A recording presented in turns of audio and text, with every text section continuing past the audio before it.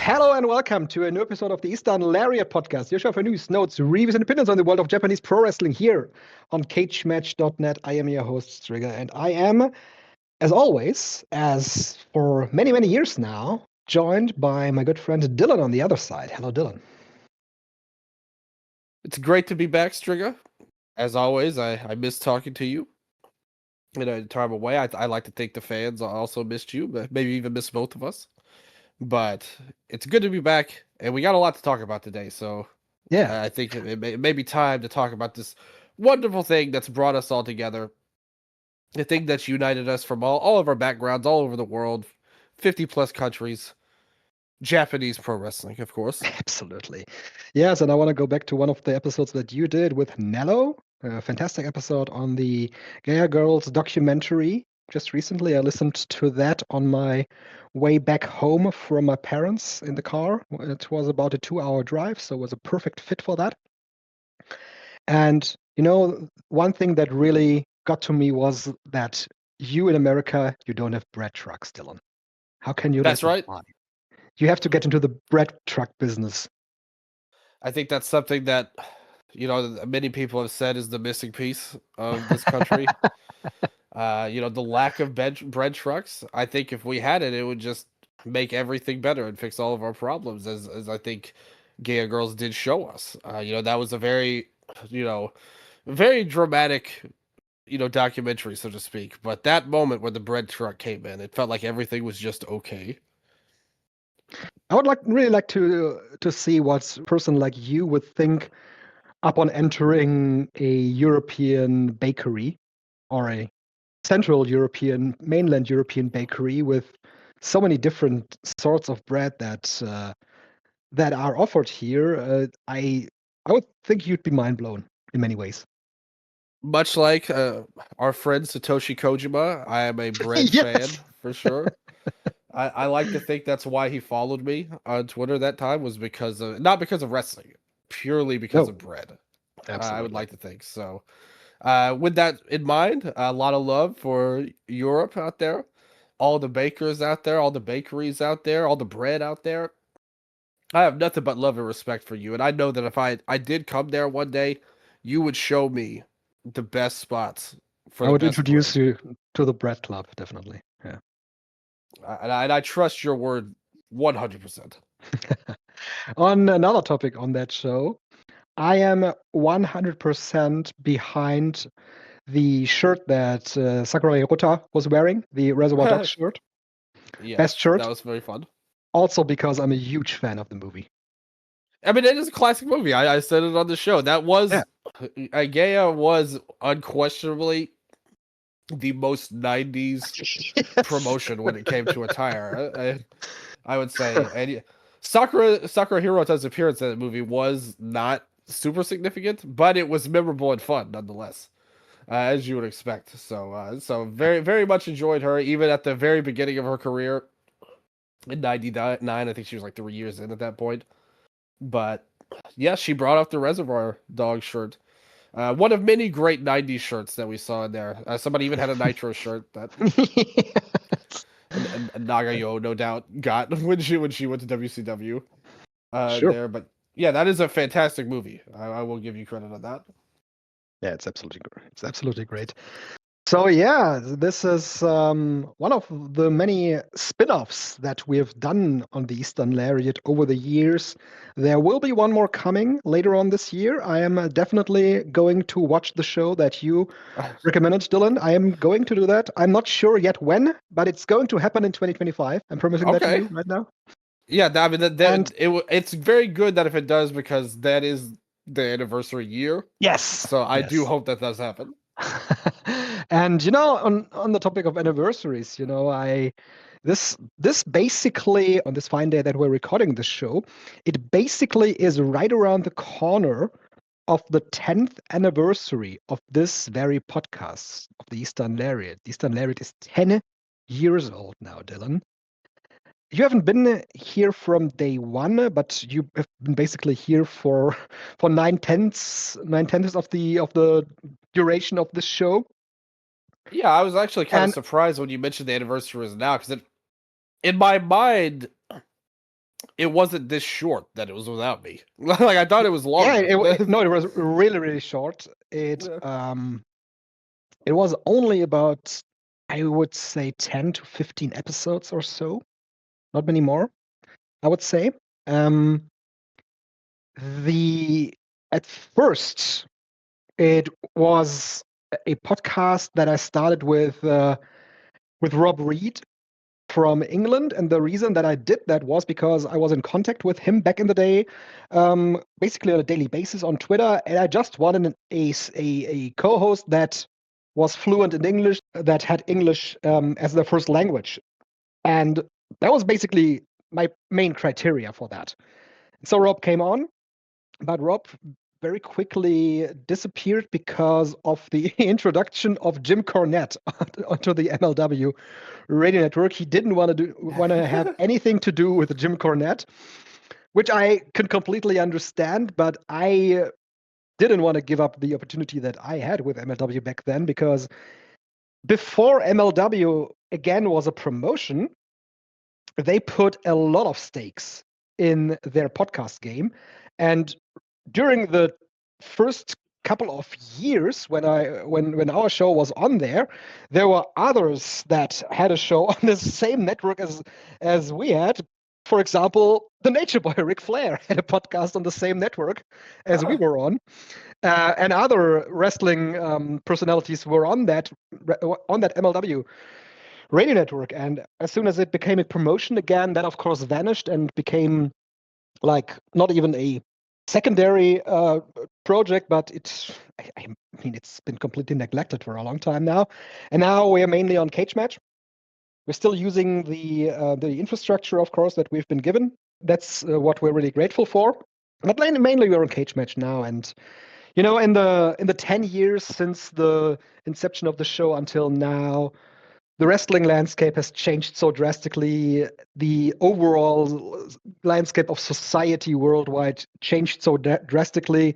But what has always been a staple is that the two of us sitting here in front of our computers with our headsets on, or with your new fantastic microphone, and we are discussing the world of Japanese pro wrestling. Yeah, at the time, to be honest, before I came on the show, I listened to every episode. You did with Rob, and then you brought in people on for a relatively brief period. Again, in my mind, the stint with Rob was a little longer than I remember it to be. But I was a fan. Like, even before then, I always appreciated that, because back then there really was no other show quite like the Eastern Lariat. I would say the Japanese wrestling scene in terms of content creation is much stronger now than it was then, like 10 years ago. Obviously, back then I was writing for Pro Wrestling Spirit and stuff, so I was big and deep into the Japanese wrestling scene even then. But I always appreciated what you guys were doing, and it's crazy that got started, and everything that happened. Like you said, the world has changed. The podcast has undergone a couple of changes over the years, but I'm really glad that it's entered our life. And that period, I've always considered in my mind, like, especially because me and you have done it so long, and especially even double now, hearing it so short. I always considered that kind of like the pilot episodes, like the ones without me, but they were still vital. Without you can't run a mile without taking the first step. So I really appreciate what you guys tried to bring to the table at first, and I'm glad that it got started, and I'm glad that you brought it back. I told you before, when we first started putting our shows on Cage Match, the Eastern Lariat was the name of stuff like 4 years prior, stuff you wrote, and not as a show, but just German articles you wrote on there. So you really loved this name. Like, you must have been like super dead set on it in the beginning, I like to think. And it's a very quality name. So I really got to praise you for your taste as well. Thank you. And you coming on the show is basically very similar to what you said about Nello on Wrestle Update, right? So one day you thought, okay, yeah, that's the dude that I am going to do the show with for the foreseeable future. Well, it's funny how life works in funny ways sometimes, but I would have to say it worked out pretty well in the end, and it's led to many, many different hijinks and adventures over the years, that we've went through. But yeah, it's amazing because I was thinking about it. 10 years for you, in just a few months, it'll be 10 years for me. And think about how long that is. It's 10 years at this, that we've known each other. Yeah, and we just, on the Cage Match Discord, just yesterday we had a really funny, not a discussion, but an exchange of views of the wrestling landscape as well, because there is one user on the Discord. His name is Liam. Shout out to you, Liam, if you're listening to this. He's 17 years old, Dylan, and we were talking about Dragon Gate, and I was at one point just stating. And he was saying, it's crazy how deep you are into Dragon Gate. And I was saying, yeah, man, that's a given if you've been watching the promotion for 20 years. And he was mind blown, of course, And then we started talking about all the different ways of watching wrestling in the past 20 years. And I was at my parents' for the last couple of days, and I found one of my early Dragon Gate DVDs. There was Kobe World 2005, and I took a picture of those. The original Kobe World, yeah. Yeah, he was even more mind blown by that. And then we started talking about like torrent and other ways of downloading shows back in the day. Torrent was the way that I got a hold of the second NOAH Tokyo Dome show back in 2005. Yeah, Destiny. And he was just like, I am imagining this dude sitting there and just being completely amazed by what these old people were talking about. A lot's changed in 10 years, but especially 20 years. A lot has changed. That was a whole different world in a lot of ways. Even I wasn't watching wrestling, Japanese wrestling at that point. I've said it before, I still have, I also still have VHS tapes. I have New Japan Pro Wrestling VHS tapes from 2004. Now that's amazing. That's really cool. If you got the VHSs, you were a literal tape trader back in the day. I was a tape buyer, actually. Yeah, tape buyer, I suppose. Yeah, like when I started, we had moved on from the torrents to the Daily Motion era. Oh yeah. By the time I came in, which was a little bit later, like 5 years after that. Of course, Ditch was around too. Shout out to Ditch. Yeah, Ditch. I mean, his website had a zillion matches. Like, was super vital. It's a resource that I wish was still around. Because he had so many unique and rare matches. And times have changed a lot. To be honest, in some ways it's easier and better.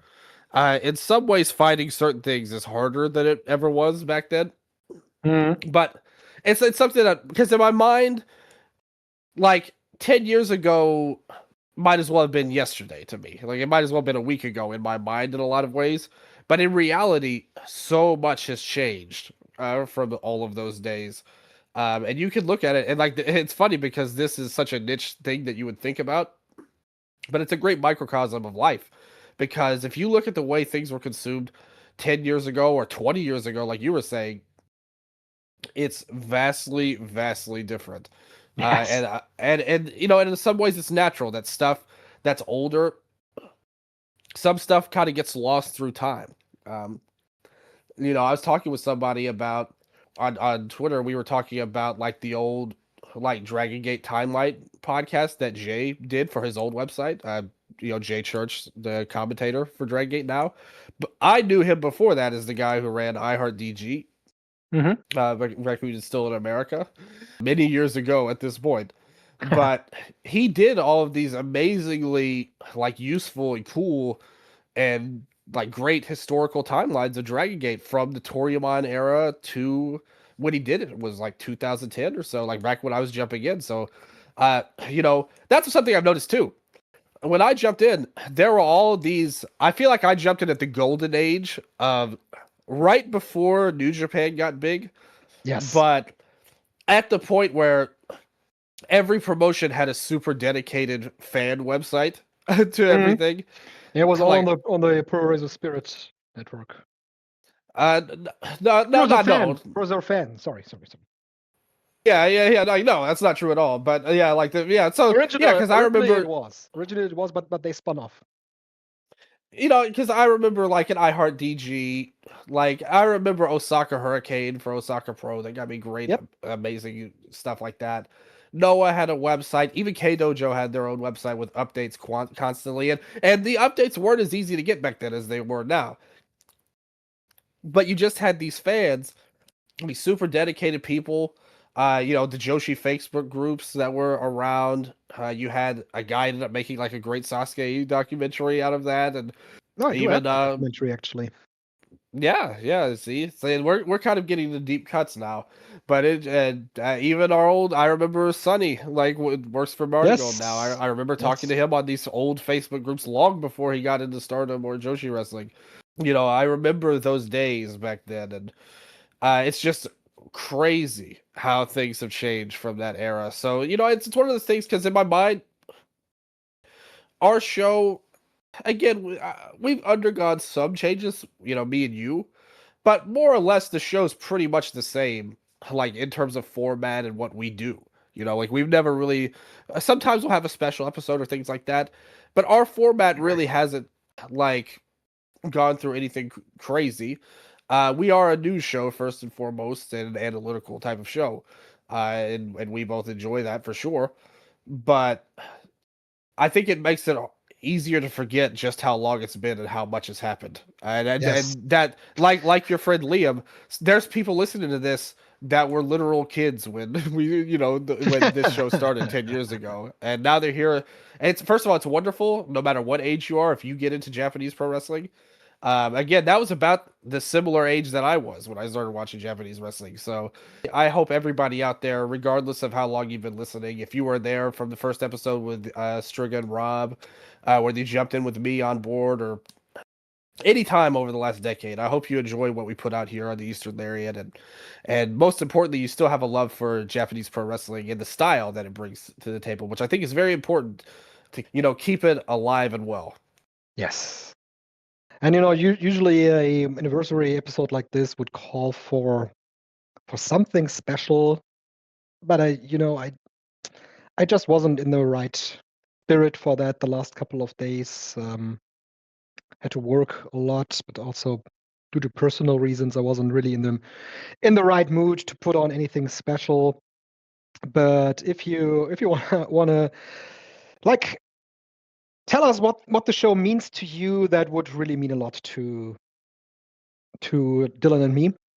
Maybe on Twitter, maybe on other ways. That would really be cool. And Dylan, 10 years ago, right? I'm going to read off a tweet that I said on September 28, 2015. Go Shiozaki and Kento Miyahara vacated the All Japan World Tag Team title due to Go Shiozaki leaving the promotion. Go Shiozaki's final All Japan match will be on October 4, teaming with Kento Miyahara against Jun Akiyama and Yoshinobu Kanemaru. That's in our blast from the past to see how different things are in 2025. And of course, Go would later return to Pro Wrestling NOAH and become one of the vital pillars of the promotion, so to speak. One of the, like you put it on the last show, one of the legendary wrestlers for Pro Wrestling NOAH, with this legendary run throughout the pandemic that was ended by Keiji Muto back then.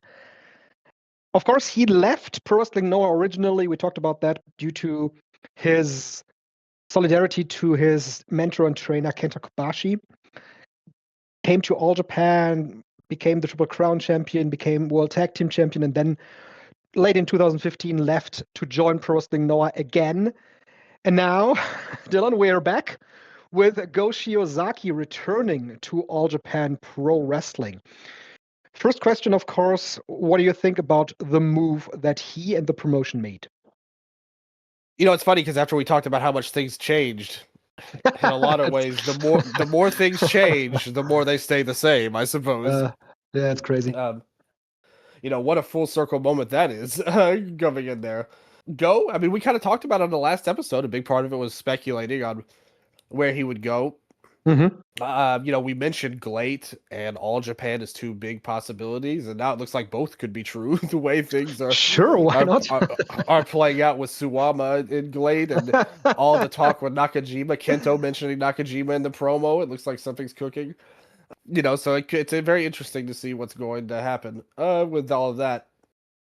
I think it's great that they can, they can afford Go for at least the time being. That was really my one thing I was, worried about with All Japan. Like, would they want to pay, and would he accept that? And, kind of what you said really came to pass. There's just no other options at this point.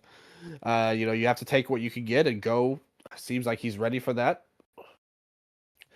I think he's in a very advantageous position in All Japan. Automatically a main eventer. I mean, he's getting a title shot right away, so that kind of tells you. Yes. It's interesting that they do the match right away and do not do that match at the end of the year show, right? You would have thought that's probably the match with the most story to it, the biggest history to it, and probably the best drawing potential. Yeah, the easiest to go with because of all the backstory that you can rely on. But it also kind of fits their MO. They did the exact same thing when Nakajima came in, where he got a title shot right away and won the title, and they set things up from there. So it kind of makes you think if they're going to go right back to that playbook, which, again, Nakajima, his reputation's not great at the moment. No. And it hasn't been for a long time now. But that drew. Like, when he came into All Japan, that got a ton of interest. And they just went full speed ahead with that, and it seems like they're going to that same playbook once again with Go. Only this time he's in HAVOC. Like, that's the only difference between this and the Nakajima push. I think it's about to draw really well for All Japan. The reaction when he came out at this first show of the launching business series in the Gyoda Green Arena in Saitama, that was really big. It was a really big reaction for Go Shiozaki. And I think the question is, do they really have something with Katsuhiko Nakajima? If they do, I think Kento Miyahara might defend the title. If they don't and want to go back to what you said, what they did with Nakajima, there might as well be a title change coming very, very early in Kento Miyahara's now 8th reign, I think, for the Triple Crown. Because when this show started, he was on his first Triple Crown reign, by the way, too, which was a great run, to be fair. Yes, it's true. It beat Zeus for the title back then. Yep. Yeah, and with Go Shiozaki coming in, being a main eventer right away, that could lead to them making the decision, okay, yeah, we're going to go with Go. And if they go with Go, that tells us about where his immediate future would lie, because you'd think that a run for Go Shiozaki would last at least a couple of months, with him staying in All Japan Pro Wrestling. No, hopefully it ends better than Nakajima's run did in All Japan. Yeah. But we're going to talk about things ending in a bit here too, about Go. Yeah. There's a lot to talk about with that recently with that man. We will get into that juicy part of the story in a little bit. But from a pure wrestling perspective, I think they should put the title on him, in my opinion. The main reason why, he has all fresh matches in All Japan. Kento, as great as he is, and as much as we love him and as much as a draw as he is, he's wrestled all of these people numerous times in All Japan. With Go, you have a whole world of possibilities. You could carry this run as long as his body holds up, pretty much. And the fact that they put him in HAVOC, that kind of gives me a clue that they do have long-term plans with him, because that gives you easy, like putting him in a faction right away, especially one that makes no logical sense when you look at these personalities together, tells me that they want to have multi-man tags that can protect him You know, you could easily work these 6-man, 8-man tags with HAVOC and kind of protect Go outside of the big singles matches. So if it were me, I would just go ahead and put the title on him, regardless of the state of GLATE and whatever's going on with Nakajima. I would go with Go for now and try to build to a big win for somebody down the line. Presumably Yuma Anzai, if they don't have him in any more extra appearances to be gone for 2 months in a movie. But I think that they have a lot of potential. This Go run has a lot of upside. You know, regardless of, and he's getting a lot of talk right now, positive, some negative, but a lot of people are very, you know, the eyes are on him right now, and that means the eyes are going to be on this match and on this promotion, and for on this main event. If Kento wins, that kind of like ends the story. But at the same time, I was talking to Dr. Jonathan about this. We did a show for the Patreon. Patreon.com/Eastern Lariat. Big shout out to Dr. Jonathan, his book, Freedom and Faith. The returns on his crowdsourcing has been excellent. He was at 189%, so thank you to all the fans out there. I know Jonathan really appreciated that, and I did too. I like to think hyping my appearance in the book drew, but that may not be true at the end of the day. But we were talking about it last night, and you know, the storyline with Kento is that he never got his revenge on Nakajima. He lost both matches, you know, like in the Nakajima feud. So they might want to avoid that this time and say, look, Kento needs his win right away. We don't know what's going to happen. We can't have him lose to Go and have promises of a win down the line, and then it never comes to fruition because some crazy stuff happens, because they got burned by Nakajima in multiple ways before. But that was one of them. You know, Kento did a clean job to Nakajima twice and never got his win back despite the history they had. And maybe they don't want to go through that again with Go.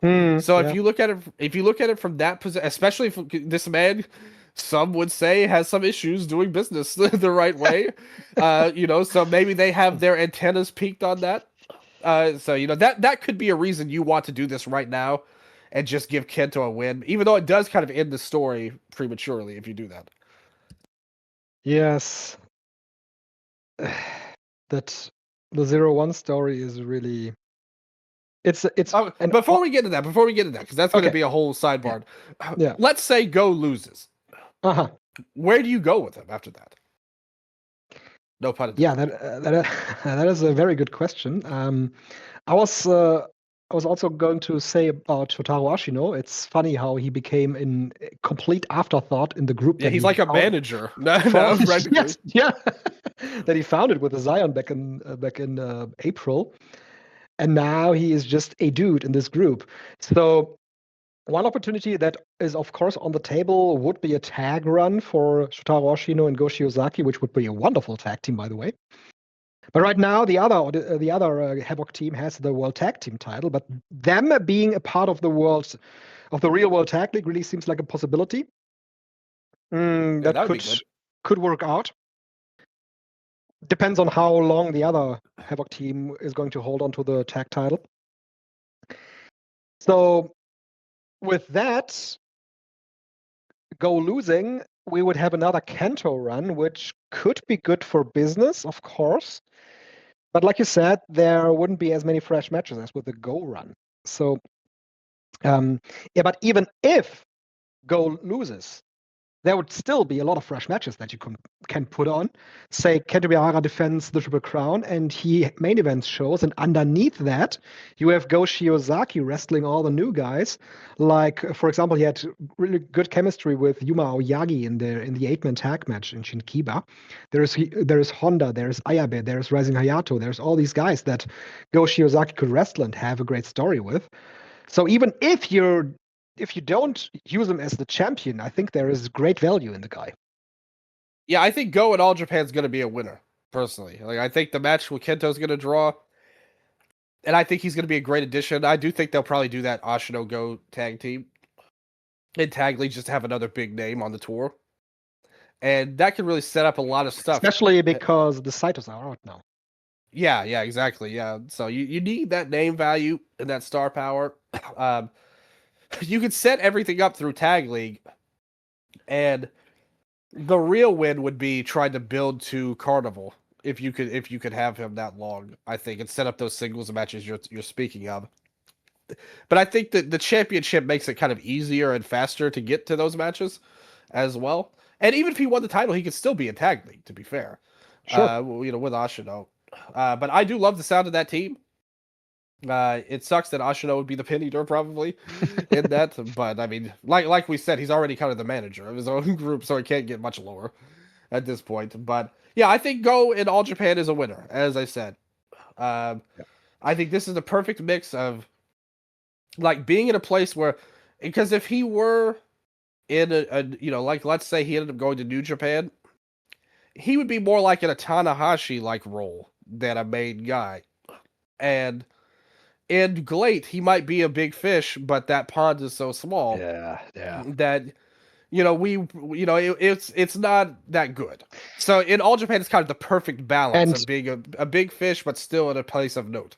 And you really have to wonder how much backing that promotion still has from its own owner, because they drastically cut back on talent that they use. They really rely on many indie guys now at that point of their existence.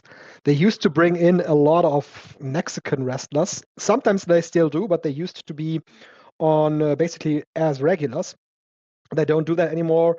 They book lots of guys like, for example, Kentaro Hachisu, who is an indie guy, is of course good, but he's not on the reputation level of Go Shiozaki, of course. So really raises the question if they can afford to go. On the last show, I mean, they're working with Suwama right now, and maybe that's some kind of leeway they could work together. But they've been working. Glade and Evolution had been working together before too. Yeah, that's true. So that might be it too. But they did bring up All Japan a lot in Suwama's angle on there. Yeah, it was basically the same angle that Nakajima and Miyahara did. Yeah, and the whole deal was like how he disrespected All Japan before. So yeah. What do you think of the stuff with Shima? He said him and Lindemann. Oh, by the way, that all took place after Lindemann beat Nakajima for the title. Yes, for the G-Rex title, Nakajima still has the UWF title. The all vital legit UWF title. Yes. I will not criticize Glate, as like we said, some people score wins with great career success or personal success. My version of success is Lidet Suzuki following me on Twitter, so I'm not going to take that away on there. You can never talk ill about Glate ever again, Dylan. Oh, it's very easy to talk ill about Glade, actually. But after all of that, to show you how crazy Glade is as a promotion, you had Lindemann upset Nakajima, you had Suwama come out and attack Nakajima, then you had Shima come out and say he's going to be the challenger, and win or lose, he's going to leave Glade because Glade sucks. But at first, so in July, Shima came out and said about Nakajima that Nakajima is now going to represent Glade, while Shima, is the outsider now, and that was weird to begin with. Then, after Lindemann beat Shima, Lindemann called out Shima, and at first it was a loser leaves Glade match. But then Shima became angry, as it states on the report, and said, "No, you know what? I'm gonna retire either way, because I don't like the structure of the promotion anymore." Well, I don't blame him for that, but like this angle is crazy right now. But they're doing something with Lindemann and Shima. We don't know what the hell it is, but who knows? Maybe Shima comes to All Japan next as some kind of big signing. Oh no, please don't. We had that already with the.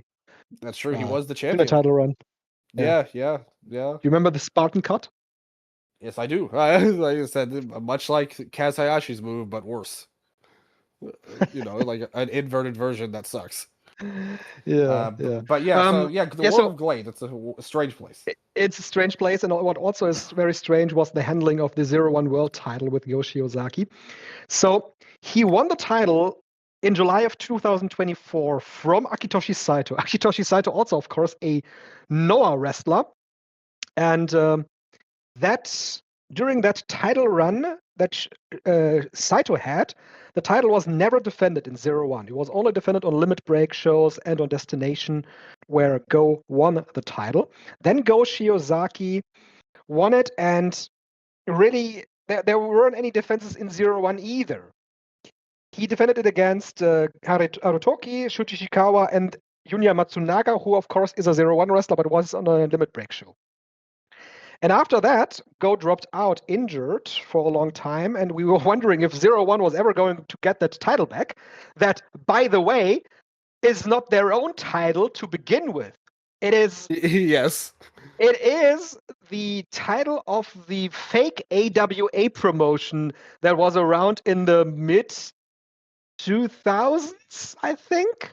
Let me see that. Look, Tanaka was the last champion of the AWA under the ZERO1 banner. It was in 2007, actually, when they did the change, I think. Yes, 2007 was the change. So ZERO1 worked together with this indie company from the US, going back to the idea that Japanese companies having American titles was a sign of a bigger reputation than having your own belts. Going back to what All Japan did with the NWA in the 1980s. Yeah. But of course, that's completely ridiculous at this point in time. Even in 2007, it was really ridiculous. Yeah, it was dumb even back then, to be fair. Like, even when I got in, I was like, what? And so ZERO1 is a company that doesn't have their own belts. All the belts that they have came from other companies.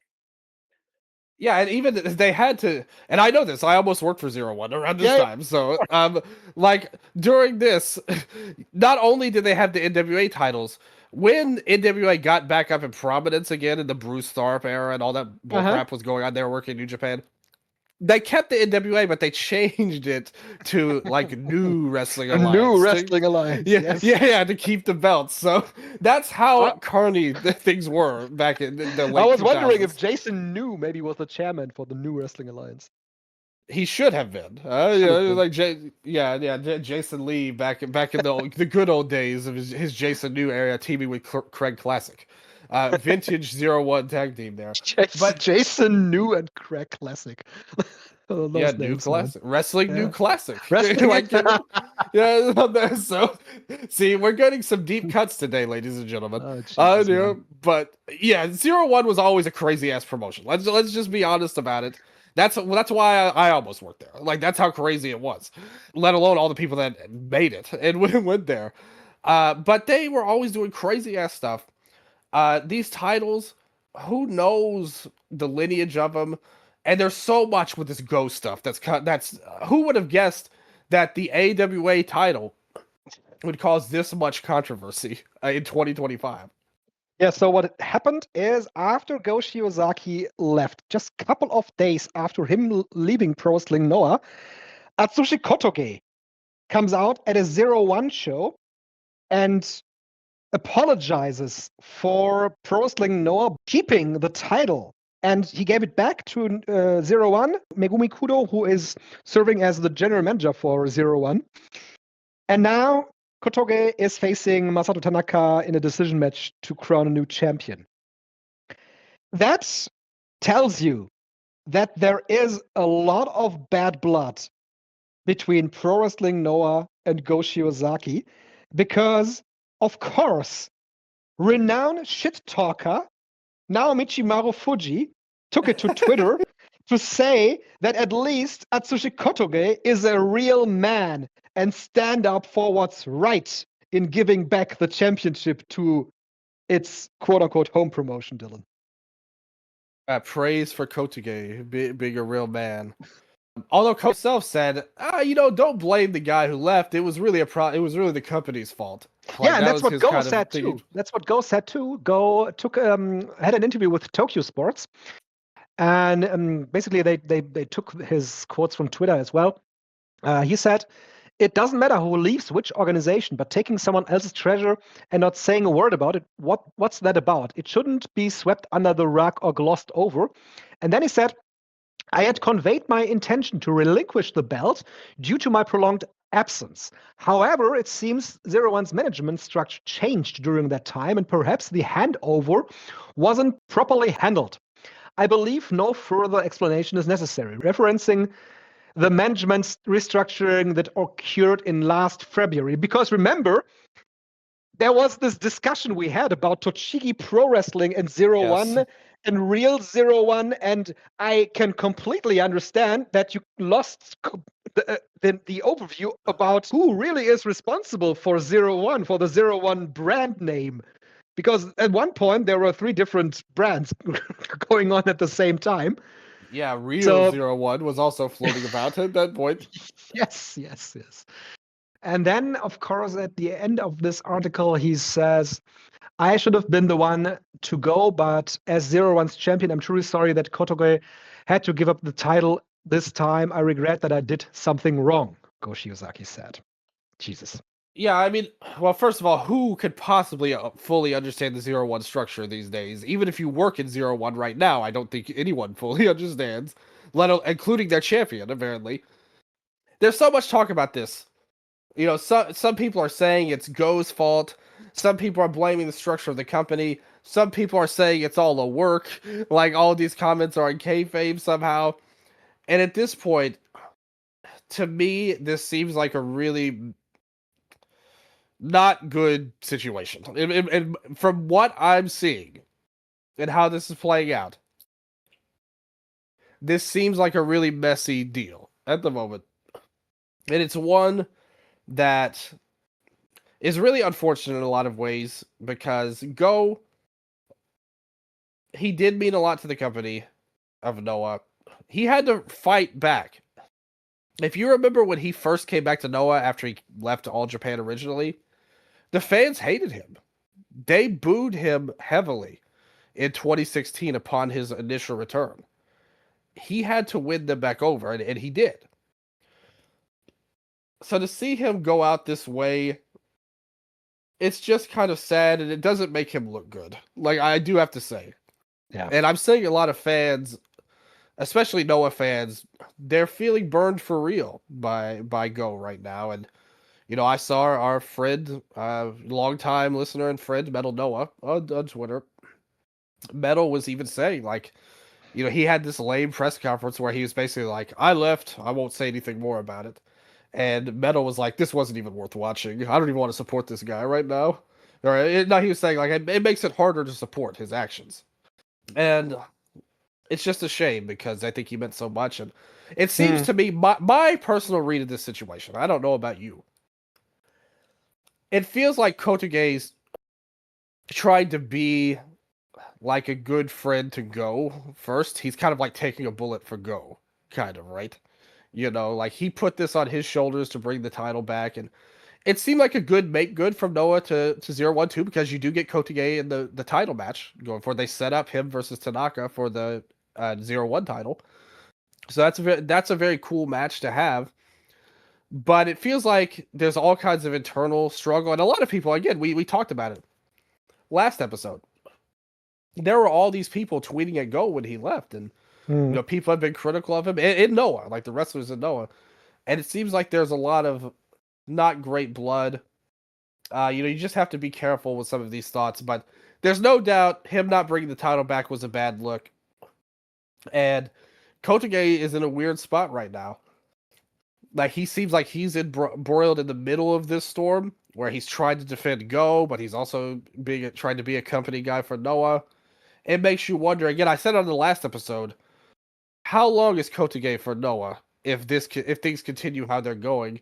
And maybe the ZERO1 thing, if he were to win that belt, maybe that's like a make good for a guy who's been around for 15 years, so to speak. I guess so. But that's a really good point. As I said, when Go first left Pro Wrestling NOAH, it was due to loyalty. And I can imagine that there are people left in Pro Wrestling NOAH that feel loyalty towards Go Shiozaki because he provided opportunities for them, especially in Team NOAH. Well, you know, wrestling's a weird business. Sometimes you never know what people are feeling. Even Go, I mean, if you had talked to us about Go 2 months ago, I don't think we would have envisioned things playing out this way, right? That's wrestling, Dylan. It never plays yeah. out like you envision. Exactly. That's basically the DNA of this podcast here. Yeah, exactly. So, Kotoke and Go are longtime friends. They were former tag team champions back a few years ago. So, maybe I would love to and see Atsushi Kotoge in All Japan Pro Wrestling, man. now, yeah, me too. I think he'd be a great fit actually in the company itself. Get a revitalized sense of things. He really hasn't been doing anything in Noah anyway, lately. When they had the brief reunion of Akiyama in Noah, him and Kotoge had an amazing feud. The fans were really rallying behind him. It was really cool. So I think he'd be great if he did get out from there and go to All Japan, where he'd probably be treated a lot better, to be honest, hanging out with Go. But we'll see. Like I said, we'll have to see what happens in the 0-1 match. Like I said, if he were to win that title, that would feel like, to me, they worked things out with 0-1 and kind of like, hey, let's keep him happy. He was a big part of our company, 10 years ago or so. He helped us get a lot of guys, him and Harada, from the Osaka region. He worked a lot with a lot of young guys, and he was a great champion for the juniors at the time. And, was a brief main eventer in Noah, but that didn't really last that long. Yeah. But he was a guy that meant something to the company behind the scenes, clearly, and had a lot of relationships, like with Go. So if they wanted to work that out and kind of keep him happy and say, hey, we're going to put this belt on you, that's not the first time we've seen that tactic used in wrestling before. To see it, and then it really just comes down to Kotoge. Is the championship going to be enough, or is he going to be more, be like, man, I can't deal with this. I don't want to deal with this drama. And that may be something that he doesn't want to deal with just as a person. Does he really want to be in the middle of something that really wasn't his fault or had anything to do with him at all, other than it was his friend? He might just want to get away from all that, and it might be calmer waters with Go to just have a clean split from the company in his mind, because it's not like he's going to start hating Go over this as a human being. No. So, that might be the easiest way to go about it. But it's something we'll keep an eye on that sort of thing. But I do think for Go as a wrestler, this was the best way it could play out. I wish that it had been less messy, him leaving Noah. I wouldn't have wanted this controversy for somebody who was so respected in the first place in the company. Yes, absolutely. And, him returning to All Japan Pro Wrestling, like I said, it got a great reaction from the crowd at that show. The show itself is really not noteworthy. I would say the best match on that show was the mid-card match, Rising Hayato and Ryukyu Honda versus Musashi and Ren Ayabe. I'm talking about the show from October 11. Main event was solid. It was Odyssey and Zion defending the title against Yuma Anzai and Yuma Aoyagi, two of the best workers in the company. And I wanna say that Odyssey, he's doing pretty all right for himself right now. He's working to his strengths, and especially in multi-man matches. Of course, they can hide his weaknesses, but it's not like it was a great match by any means. Go definitely helps the work rate of HAVOC absolutely, right now, so, and the fans loved it, honestly. Like they always really react to the whole HAVOC. thing. Yeah, all of them, even Zion too. Like they really like these guys. Yes, it might not be our favorites, but the fans are really taken to them. Yes, absolutely. It's working. Atsuki Aoyagi versus Ryo Inoue for the junior title was all right as well, I would say. It's nothing that I really thought it was special. What I want to talk about more than the wrestling on this show, because it wasn't spectacular, is the production quality of the company that sometimes holds them back. Because especially here, when Go Shiozaki made his return, he had this mask on, but from the body stature, you could of course see that his hair was kind of sticking out on top of it. Yes. So that wasn't really done really well, and what wasn't done well either was that there was no second camera that was focused on Kento Miyahara during the entrance. Of course, Miyahara took it to himself to right away attack Go Shiozaki as soon as he entered the ring, and we could see in Kento's body language that he was angry at this dude now coming back after 10 years after he left him behind. But it would have been so great to see Miyahara's face as soon as Shiozaki removed the mask, but that's just not the production level, the production quality that a company like All Japan Pro Wrestling has. And that is a stark contrast to what Pro Wrestling Noah and New Japan Pro Wrestling are able to deliver with their production values and the companies that are behind these two promotions and that is of course also a difference in that Noah and New Japan Pro Wrestling are just able to run bigger shows than All Japan Pro Wrestling, also due to the quality of production that they have. That's a great point. And it's well known. All Japan isn't owned by some conglomeration or anything like that, like Noah and New Japan are, where you have Bushi Road and stuff to dip into. Although they're lightening their pockets in terms of their pure wrestling side, of course. But Noah still works with Abema. They have people wanting to put on great production values. All Japan, they definitely don't have that. They have not invested into that at all.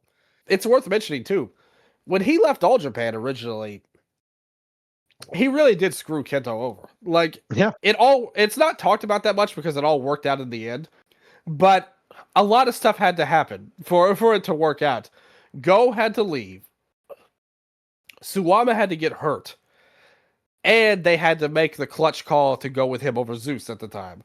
Which a lot of that stuff seemed unlikely at that particular time when Kento was still young. Obviously, it led to an amazing reign, and the company really turned around upon him winning that title. But like, he really did hurt Kento a lot. And that if that stuff had not happened, if Suwama had not gotten injured, we may be looking at, at the time, remember Akiyama was doing those interviews where he was saying, hey, this company's close to closing down, people. Like, he said that publicly. And if that had not happened, Kento had not gotten that title, they waited too long, the whole landscape of Japanese wrestling could have changed if that had not happened. And Go leaving was a big part of that. So I'm sure that there is, especially at the time, I mean, it was 10 years ago, so maybe time healed all wounds or whatever. But I'm sure there was some not happy feelings from Kento in real life. I'd Go leaving like that at the time. So, you have a very believable storyline here.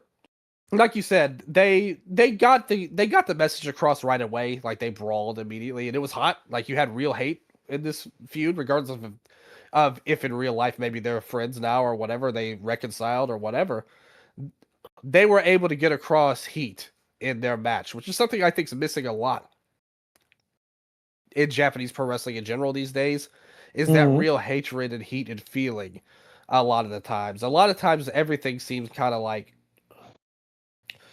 storyline heat. Like, nothing feels that real, but this did. And I think that that's a great thing. And like I said, I have very high hopes for Go in All Japan as things go along. The show, as you said, wasn't too crazy, but it was pretty good wrestling up and down. I would say, like, definitely a fine show, but definitely not integral. No, the Shinkiba show a couple of days later was much better, actually. It had a very good opener with Dentamura going over Shota Kofuji. Really into this Kofuji guy, Dylan. He's 24 years old. He's been wrestling for under a year. I know my friend Gerard DeTrolio is loving these words right now. He was really big on him at the start, and I like Kofuji too. We all like Kofuji at the end of the day. Definitely a guy. I hope that they can kind of get that tracksuit on around the start of the year. I would say hopefully, yes. Yeah, what this show had were two really good main events. First, Naoya Nomura in the semi-main event defeated Ryukyu Honda. They are tag partners now, and I put it on Twitter if you want to see two tag partners smacking each other in the face. This is your match. It was really good. 15 minutes. And the main event, as I said before, HAVOC, they had an 8-man tag here, and they could hide their weaknesses, highlight their strengths. They defeated Jun Saito, Kento Miyahara, Yuma Aoyagi, and Yuma Anzai to set up Go's challenge for the Triple Crown. Go beat Aoyagi with a Go-1 Lariat. Yeah, it was good stuff. I think the booking of Go is very good since he's got in. It's been very short term, of course, but I think that they've done a very good job with him so far. They've really built to this Go and Kento match. In our ideal mindset, like we kind of said at the start, I kind of would have rather it been the end of the year. They build to this big blow-off match. But in the short term, it's clicking right now. It feels like a hot match and a big angle. And, that's very good. All Japan needed something. It seems like things are, we talked about it earlier in the year, the All Japan in 2025. There's been some ups, but definitely some downs too. And I think we're really feeling like this company as a whole feels like it's making a step forward in a good way with this Go thing. Yes. So much for the All Japan Pro Wrestling talk. So we're working towards the business end of the year with the Tag League and the final show in December.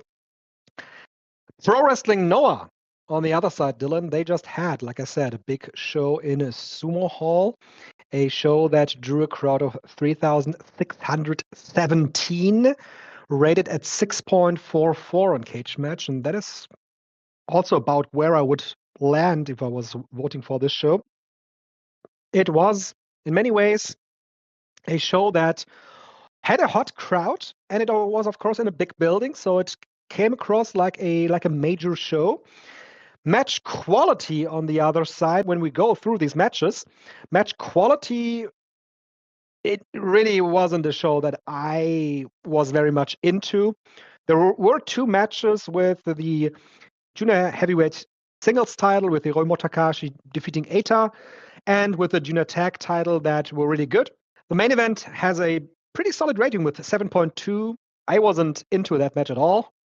Yeah, that didn't work for me. Various reasons. It's not only the Team 2000X intrusion, but it is also the factor that Yoshiki Inamura basically interfered in the match like 2 or 3 times, which completely killed the match structure and the heat of the entire match, in my opinion. So, like you said, that didn't work at all. The Tanahashi and Kaito Kiyomiya versus Keno Marufuji match, it was fine as well. Did I not call that? Did I not predict that this would somehow end up about Muto? But by the sure, end, Tanahashi sure, Kaito. of course, it always is about Keiji Muto in this promotion. Yes, like that's exactly how. Like this whole match was about for Tanahashi to shout out Muto. Like this is the ultimate vibes match. Like and silliness on there, but I didn't mind. It was fun for what it was. They didn't even go that long. It was like a 10-minute match. But it was a 10-minute match. It was nothing but a showcase match at all. Keno breaking the invisible guitar was fun though, and then as Dr. Jonathan shouted out on a Patreon review, shout out to Mark Pickering for his great call that said the invisible guitar will be on eBay soon. You can find that on eBay soon. Very nice work. Excellent stuff. Did Walker Stewart also catch the invisible guitar from Tanahashi at the New Japan show? Might be 2 invisible guitars on eBay very soon. You never know. The world of eBay, that's the one thing that hasn't changed over the years. Yeah. Katsuhiko Fujita versus Minoru Suzuki. Very silly booking. I actually thought this overachieved from my expectations, to be honest. Really? Well, you have to remember my expectations were dirt poor for this match, as I am for all Minoru Suzuki matches at this point. But I think that they actually played to their strengths. And I personally 100% expected this kind of political bullshit. Absolutely. There is, yeah. So I thought it worked out, and I kind of ended up laughing at the end when they ended up shaking hands. Yes. So I think I wouldn't say it's a great match, but I thought it overachieved. It was good, especially considering where I thought it would be. I thought it was going to be terrible. You'd think that they booked this match to draw some more fans, right?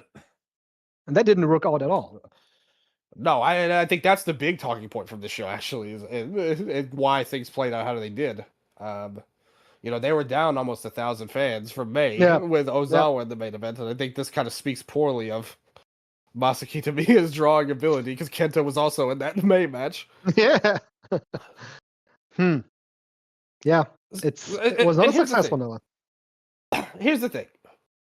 The main event, I hated the Team 2000 stuff. And we'll talk about Inamura more in a second, kind of wrap this, go full circle. But everything about it was so damn stupid. Like that, how could you like what they did? I mean, it has a respectable rating. And I thought the ending part where they just got down to business, it showed you what this match could be. But for whatever reason, since Kitamiya's joined Team 2000, they just don't want to have good matches with him. Like, I feel like all of his matches were like the low point of the N1, in my opinion. And this wasn't that much better. Like, but they showed you flashes that this could be a great match. And I thought Kenta did a good job. But at the end of the day, it's kind of the thing. We've said this before. It's like when they put in Soya in the main event before. Mm-hmm. At the end of the day, whatever you do with this guy, if you have him win tournaments, you give him a new gimmick, it's still him. Like, it's still Kitamiya. And can you erase 10 years of him being a mid-carder in a matter of a couple of months? And that, I mean, it didn't work with Soya, and he was great in his run. Like, his performance was the best of his career. And Kitamiya is definitely not the best of his career, but I would say his look and presence is much closer to a main eventer now than it was as Masa Saito tribute guy. Like, that was not a main event act, no matter what they were going to do. This feels like it could be, but the problem is it's this guy who we've seen be a mid-card goof for 10 years plus at this point. The fans aren't going to be quick to buy into that so easily. At the end of the day, I think that this proves that, even though they tried to give him a worthwhile push in the N1 up to this point. Yeah, I couldn't add anything to that, to be honest. I love the junior title match. We kind of glossed over that. Yeah, I loved it too. Yeah, GHC Hiromu is really working for me. I think that Eita looked more motivated than ever. We talked about the last episode. They had a great angle on Destruction in New Japan where Eita got a ton of heat. And this match started. I thought they worked this. The psychology of this match was really good, I thought. If you notice at the start of the match, the fans were kind of split between these two. But as the match went along, they did a great job of baby-facing Eita, like the NOAH guy, to the point the fans rallied behind him more and more as an underdog. And they built him up. He kicked out of the time bomb. They saved Trauma, like he wasn't able to hit that. That was a big part of the match, his finishing move. And you had him hit the time bomb from the top rope to win. I thought it was a really strong match. I still like the Yohei match a little bit better, but two great matches, in my opinion, for Hiromu on this title run. I think they're doing great booking and much, much better than what he's doing in New Japan teaming with Gato, I would say. What the fuck? Oh, well, we're going to talk about that. We're going to talk about that, Strigga. Don't worry. Holy shit, man. Can you blame him for being more motivated than Noah? No! Yeah. Yeah. It was a great match. I was so into this. Like I said, I was cautiously optimistic for that match, but this completely delivered on many ways. Like you said, the trauma was a vital part of that match. Eita motivated. Eita, I think this guy has one of the best super kicks in all of professional wrestling. He delivers it just so damn well. It always comes across lethal. It always hits. It always is a big key point of the match and used very sparsely, not too much like the Young Bucks used to do. And this has to be one of the best Eita years in a long time because his match where he dropped the title to Yohei, I think, is supremely underrated. A lot of that due to Yohei's selling, but they really made it seem like he was rocked. He had a concussion. He scared people for real. But I thought that match was way underrated across the year. I think it was one of the best matches in NOAH all year. And this is another strong performance from him. And it's amazing because you think of this guy, it feels like he's been around forever, but he's really only 33 at this point. He's like the ultimate has lost motivation years ago to be what he was when he was teaming with T-Hawk back, like way back in the day. He's not that guy anymore by choice, it feels like, but you still see glimpses of the guy he could be when he cares enough to be that way. Yes, I agree 100%. It was probably I would say, best match of the show.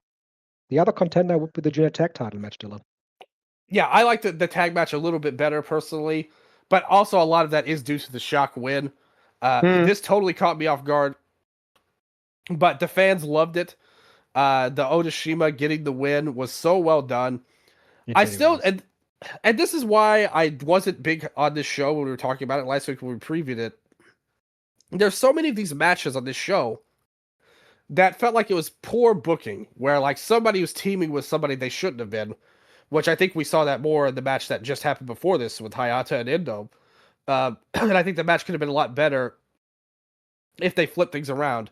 Daga and Daiki are not a natural team together in really any way, stylistically. But in this particular match, I think everyone had their working boots on. Gopi Adoras are just an amazing team. They deserve so much more than only the junior tag title. I know, and it's weird because remember last year they put them at N1 and they gave them wins over people. Like Dragon Bane beat Kitamiya like in a singles match. Then a year later he wins the N1. They definitely should be a main event level team to me. But Onishima could also be a superstar for this company. The problem is he's very small. Like, you know, that's always going to be a talking point of him. He's basically doomed to be a junior, but I feel like the fans will rally behind him. And that's another thing I love about this Hiromu reign. Between Yohei having his run and now Hiromu getting this, it feels like they've effectively, like they're rebuilding that title from where it was for all of these years where it was just mired in mediocrity and just uninteresting stuff, and it didn't mean anything by the start of this year, pretty much. But it feels like they're building it up to where it means something again, and I think that's very vital for Noah as a company. Because when I started watching, that was what made me like Noah more than New Japan, was that it felt like the juniors were main event level, like, you know, in Noah, and they weren't really that way in an All Japan or a New Japan back in the Kenta Marufuji days, and Nakajima when he was a junior. All those guys eventually became heavyweight main eventers, of course, but the juniors really felt like a big part of the company. They always kept that through the Kotoge and Harada years. Ishimori had a great reign at one point, but it felt like the last 5, 6, 7, 8 years, they've really lost their way in the division. And I feel like they're getting that back with Onishima being a champion, Hiromu giving everyone a target. The match was really well done. The crowd loved the finish. I still don't love Daga and Daiki as a team on paper, but they are one of one right now when it comes to this one match. So I love that match. I thought both of the junior matches were great. I'll give them at least 8 out of 10s. Yeah, both getting 8 out of 10 sounds about right. We mentioned Yoshiki Namura in the main event, Dylan. He interfered multiple times. I said that didn't work out at all. It came down to them teasing him joining Team 2000X, which could, of course, still happen for all we know. Yes. You know, at the next Kurken Hall show, he's going to team with Harlem Lewis to face Kenta and Tetsuya Endo at the next Kurken Hall show to set up a title match between Kenta and Yoshiki Namura. Listen, Strigga, you're making a big mistake right now. I want to correct you on something real quick. You need to refer to this man as his real name, Mr. Smack Daddy, as he is called, anointed himself on Twitter. Will you please put that above Itamura's name here? What was this? What was this? Why was he dressed up like a cowboy, Strigga? Smack Daddy. Because he's working in America, Dylan. Everybody in America is a cowboy, don't you know? And he spoke English too. Like, that's the thing. The interference stuff was bad. Like, I didn't like that, and we know that I never liked that, really. But what was worse was this gimmick he's come back with. When did he wake up and see Stan Hansen in the mirror? Like, you know, like, what is going on here? And now Mr. Smack Daddy? And I said this on the Patreon show again.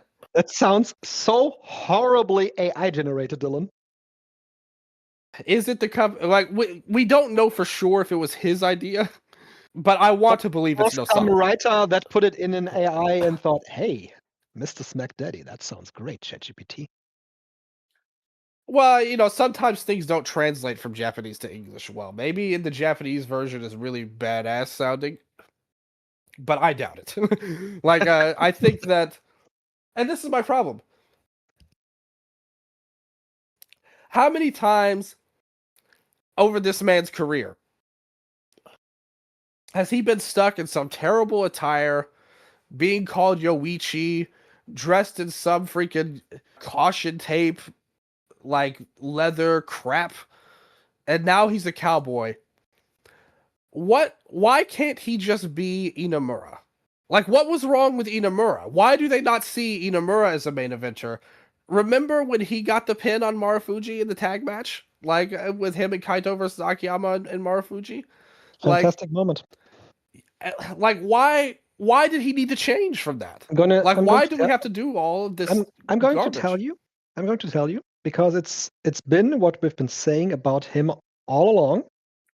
This company feels like that him being Yoshiki Inamura is simply not enough. They always have to put something on top of him to portray him as something more that in the end turns out the wrong way, and it turns out to make him look ridiculous. And it's a shame. Like, in NXT, I wasn't watching all of his matches, but I watched enough to know that he got over in front of that crowd. And I know enough to know he actually got a title shot on a major show of theirs, which nobody could have expected, like him becoming a main event title challenger. But this guy is so talented. He's got a great look, like when he's not being a cowboy. Like he's a great worker. Like, I think he's a fantastic performer. We saw it in multiple tag matches with multiple different partners. I think he has everything it takes. I think they're wrong. I think Yoshiki Inamura is more than enough to be a main player.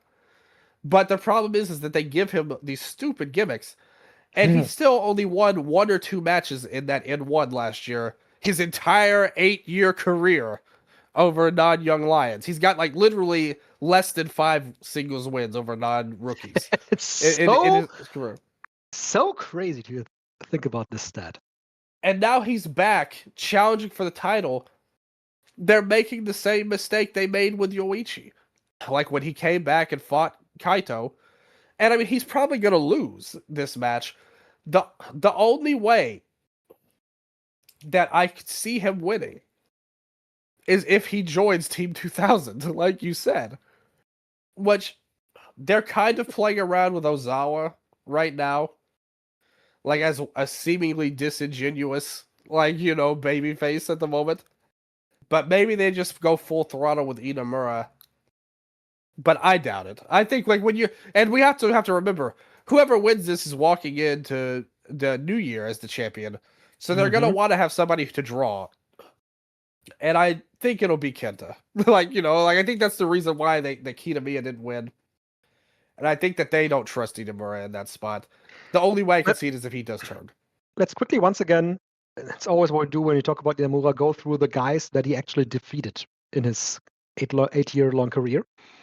Kinya Okada, a guy that's been long gone. Rookie Taishi Osawa. Yu Owada, also gone.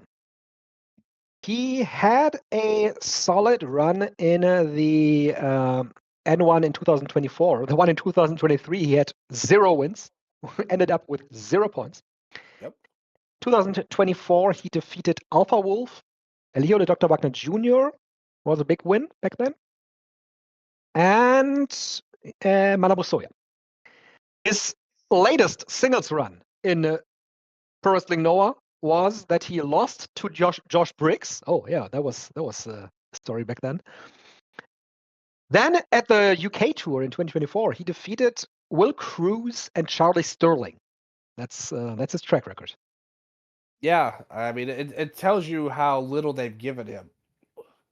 You know, again, like I said, non-rookies, that's less than 5 wins in all of these years. Isn't that crazy?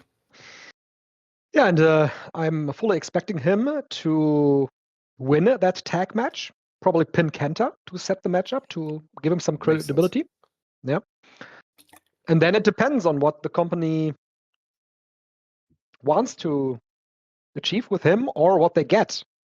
We don't know yet, because he may still be returning to WWE. Look, I'll tell you right now, Mr. Smack Daddy is not a main event gimmick. Like no matter what you say or what they want to do, like that is not it for a main event player. As much as I love him, I think he's a fantastic performer.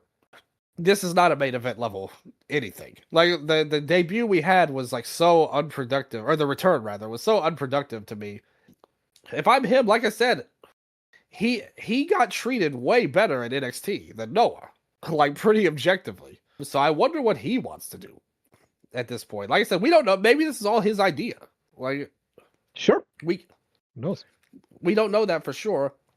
You know, I don't know. I just feel like this really feels like it's going nowhere, to be honest. Unless there's a turn. Like, that's the only thing that could save this, in my opinion. Yeah, I mean, they had the NXT guys on the Noah show. I thought the Dempsey and Olka stuff was... there's another guy that they're wasting miserably right now. Olka. He might be the next one. But their segments were really good, actually, I thought. Yes. In their match. Like, basically, WWE's sending people over because they have a tour this month. It's the same reason they have EO and Marigold. So we got the NXT guys here. And who knows, maybe you're right. Maybe Inamura is just one of these guys to help out during this run in Japan they're having, the show they're doing. And maybe he'll be back. But it does feel inexplicable to me. Like, how far can they really go with him? Like, you know, it feels like they've got the most they could out of him in NXT. Like, you know, like what? But who am I? Like, who are we to speculate on what Chef Michaels sees in a particular talent on there? I don't know. But I just know that this gimmick isn't it. Like, so I don't know what I want to see come out of this. But hopefully Kenta wins. Inamura drops all this stuff and we can all just move on with our lives. Yes, let's hope so. Mr. Smack Daddy. Apart from the tag match that I mentioned, this show on October 16 has Galeno defending the national title against Dragon Bane. There's a singles match between Kaito Kiyomiya and Charlie Dempsey that could be really good. Hiromu Takahashi faces Yunta Miyawaki. Why isn't that for the title? So yeah, I guess you missed the angle. So after the title match on the Ryogoku show, Junta came out and brawled with Amakusa. Like, Amakusa's kind of... That's been the impetus for Amakusa's heel turn, the team with Hiromu. So he brawled with Amakusa. Then he said, Hiromu, I want a title shot. Because at the start of that show, Junta beat Kai Fujimura. I thought it was a pretty good match, by the way. They had. Yep. So good opener. Yeah, good opener, above average from usual openers, I would say. So Junta asked him for a title shot, and Hiromu said, I'll give you a non-title match. And if you could win that, then I'll think about giving you a title shot. But you haven't earned it yet. Which some would say is accurate with Junta's booking. But again, why? Because who else is there in this junior scene? You've got Kai Fujimura. He was in the opener. Again, who is there? Okay, that's not what you are. What about Alejandro, his brother, Kai Fujimura's brother? Yeah, do you want to state that any of those has more reputation than Yuta Miyawaki? Kikuchi, he was so well. You know, he took the fall in that match. Yeah. What about Golpeadores? Well, yes, you could use them actually, but they are supposedly going to be part of the national scene now. Well, and the last two, by the way. Well, like I said, maybe Junta could get the win in the non-title match. To set up a title match that he then loses? Yes. Great. Well, Junta's not going to beat Hiromu anyway for the title. No. So if he got a win, that's probably more than we could expect. Yeah. It's also possible he just loses, to be honest. Like, it's Junta we're talking about here. We have to remember. Yeah. Dylan, let's take it to pro wrestling, to New Japan Pro Wrestling, because kind of time restraints for myself. We've been talking long about pro wrestling now, I think, about the entire show, drawing through 3,617 and the aftermath of it, what's coming out of it. Strange things ahead. Yes. New Japan Pro Wrestling, on the other hand, 2 days later, drew a crowd of 5,372 to Sumo Hall, which in comparison to Noah is, of course, better. But when you look at the last Sumo Hall show they had, in April, which was Sakura Genesis, with Hiroki Goto versus David Finlay and It Tsuji versus Evil, that show did significantly better than King of Pro Wrestling. And, you know, when you look at the two main matches, you can see the reason why the April show did so much better than this one, because the crowd interaction in the two main matches, there was really nothing there, you know? Nobody cares. Nobody fucking cares about these two matches, and that's not a good sign for this company. We praised them that they could be setting up a lot of stuff for the end of the year, and all of the none matches of that paid off on the show, by the way. Yes, but all of the matches that we said could still be in play with the November show coming up. None of that played out. That's correct for you to state. But overall, the overall state is that people just didn't care a lot for the two main matches. People cared much more for the middle of the card, for Phantasmo versus Tanahashi, for Evil versus Oleg, for the Knockout Brothers versus Shota Umino and Yuya Omura. That was the match with the most fan interaction, I thought, of the entire show. So now looking at New Japan Pro Wrestling after King of Pro Wrestling, Dylan, where do you stand? I just think that the company's at a really weird point right now. You've got the title on Takeshita, which, for whatever criticisms there could be about all of this, that main event was a damn great match. I do have to say, I thought that was a really strong performance. For Would both you say it is as great as it rated on Cage Match with 9.35? Maybe not that great. Like that's a little high. Yeah, me too. I did watch it. Didn't watch it live. Watched it after I saw the rating, and I was thinking, yes, this is really, really great, but not as great as some of the best matches I've seen this year. No, this wouldn't be a match of the year level match for me, but you know, it's in that 10 to 20 range, I guess you could say. I would agree with that. Yeah. But I mean, clearly the fans were super high on the main part of this show. I thought the semi-main event got a way high rating too on there. So I guess people were just feeling this, even though the fans in the arena weren't. But I thought the main event was great. From a booking perspective, I really wish that they had. I mean, I guess they really don't need to when you think about it. They're already drawing because of Tanahashi retirement. Like, we've already seen the numbers that things are basically already ahead of where they were total this year for this year's Wrestle Kingdom, and they've got 3 months to go. So they don't really have to do anything for the show. But from a narrative perspective, I would have preferred there to be us to know where we're going. And I really feel like they're rushing this Goto thing as well. But it's fine, I suppose. Like, it's where they kind of probably really see Goto in their hearts as a November title challenger. Unfortunately for me. But yeah, the fans weren't into it. I mean, Takeshita, there's a lot of talk about him not appearing enough in the build up to this. Zach has never been a draw as champion and never will be overall. So, you know, this match was doomed to fail. This show was doomed to fail, putting that as the main event, I would say.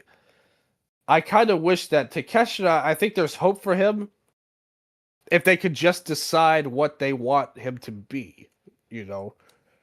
I mean, I talked about it after that G1 promo, where he tried to half babyface it, but then kind of just gave up. Yeah. And I felt that there were some big issues. Like, if that was where we're going, this is going to be a rocky run. They should have just had him turn fully heel on the crowd, in my opinion, on New Japan itself. Yeah. With him facing Hiroki Goto, the only option they have really is to have him as a heel. And maybe this could lead to a great angle. Yeah, maybe. What do you have in mind? If he destroys Goto, that automatically gives him heel heat. Like, if he were to attack him after the match or something like that. And maybe that could set up Tsuji running out to stop that. Maybe. At the end. You know, there's so much possible with that. With they could do a singles match with Yoshihashi, him completely humiliating Yoshihashi, you know. Goto running out to save his body. There's so many opportunities for that. Because the match that is, of course, looming in the background is the match with Takeshita and Okada. And right now, in AEW at least, Okada is going in the heel direction while Takeshita is slowly turning babyface. The question, though, is how does that translate to New Japan Pro Wrestling? If the match at Wrestle Kingdom would be Takeshita and Okada, would they bring in Okada as the clear heel in contrast to Takeshita? Because that once again could lead to a very mixed reaction for Takeshita, even a reaction against Takeshita and pro Okada. Because, of course, the fans would love to see Okada come back, I guess. I mean, I just think right now, the problem isn't necessarily... Nobody's criticized his wrestling ability. No. Or anything like that, or that he's a bad champion. They think he's a bad champion because he's an AEW guy. And Okada is also an AEW guy. And I think the fans would really hate that match a lot in New Japan. I don't know what... Because like I said, there's so much heat with that AEW brand right now with the New Japan fans. I don't know what they're going to do. Because I was really thinking Okada and Takeshita felt like a dome match. But with the way this backlash has gone, I wonder... And the way they set things up for the Tanahashi show... It makes me think my backup idea that I had with Tsuji and him, the double dash thing, might be more likely to be in play than Okada could do something on his own to celebrate Tanahashi on there. Even like I said, even if it's just a video package. But I do think Takeshita and Okada could be a main match for them, but they're going to have to work out these kinks with the AEW New Japan relationship to kind of like turn the negative tide from the fans on any AEW wrestler right now. Yeah, but there was once again an AEW wrestler holding New Japan's world title. And the one solution that there would be for one wrestler of New Japan to get the rub from that should, of course, be It Tsuji. But is that going to happen? I'm as unsure as you about what's going to take place. And now that you put it with Okada, I'm again not sure how the crowd would react to him returning. I think it's possible they could play that right, because Okada left in not great fashion. No. Maybe he could criticize New Japan and management and blame them for things, and maybe the fans would rally behind that. But like I said, they really only have so many options at this point. Now that we're doing this, they really don't have any other place to go besides those two people at the moment for the Dome title match. And they positioned everybody like that. I mean, you said Hiroki Goto is the quote-unquote November challenger, but when you look at guys like David Finlay, where they are, he's not even close. Yeah, he's not even close. Yes. But he used to be for the first half of this year. But he was in the second match. Second match of the show. Yeah, second match of that show. Yeah. Then I'm looking at wrestlers who won on this show, and it's like Drilla Maloney won the match. Goto, of course, won his return match. And then all champions after that. It's It Tsuji. The only other option is if they bring Naito back to be the savior of New Japan. Yes, he's returned. The prodigal son is returned, and he will take the belt back. That's the only other possible option. But for now, Dylan, Tetsuya Naito is of course occupied. He is wrestling in wrestling's world capital of Limbach Oberfrohna in middle of November. So he might be returning for the big show for him, and for Tanahashi's retirement, I really would love to see Naito being there, because that was always my jam, the matches between them. I always liked them. Really great. I always liked them much more than any other pairings that they had with Tanahashi. Naito and Tanahashi always was special to me. So I would love to see him return, which certainly boost another few ticket sales for the Tanahashi retirement. Because Yeah, I mean, now, I think he'll be there in some way. It may not be challenged for the title, but I think again he's another one like Okada. Like he'll be there in some form or fashion. But he could it just he could of depends on what course W match. he could of course help out the unaffiliated guys. They have shirts now, Oh, Dylan.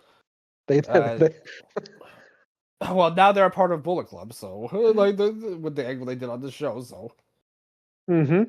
at least they're in a faction now. They're It's just the unaffiliated part of the War Dogs.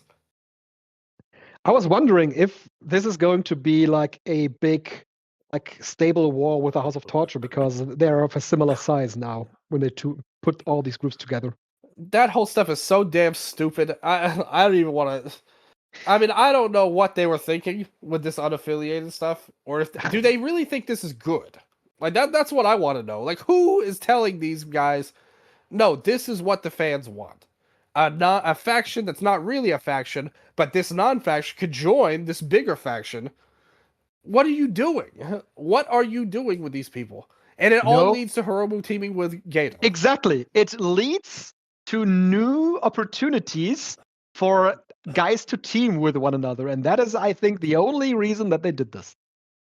I guess we'll see the full version of this when the heavyweight tag league comes about, and if they do anything with that.